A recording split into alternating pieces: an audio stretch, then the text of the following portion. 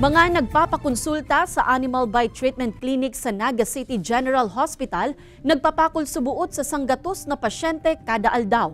Nagdadakol na insidente nin animal bite, ikinakaalarma kan ospital. Uyan report ni Chris Novello. Inabutan ka news team na nagpapakonsulta sa Animal Bite Treatment Clinic sa Naga City si Dolores Belano.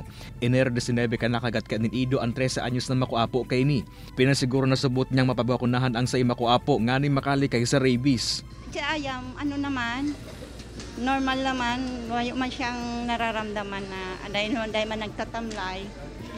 Pero nagpasiguro lang po. Pasiguro lang po masakit na baga.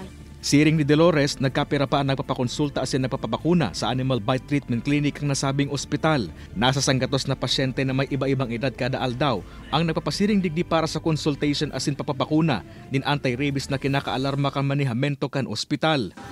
Medyo overwhelmed kasi padami ng padami. Usually, nagti-30 bites lang yan dati. Ngayon, nagwa-100. Oo, more than that.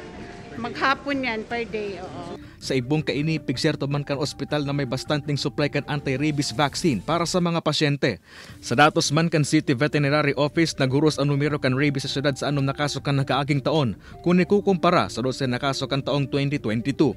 Nagpatanid man ang mga otoridad na dapat ipasipara ang simpleng kagat o kamrot kan mga atamang hayop. Ay yan, ang dai talaga. Kasi based sa mga sa rutang human rabies case, pinagwalang bahala niya iniyo after 3 months, nagkaigwaning sintomas ng rabies.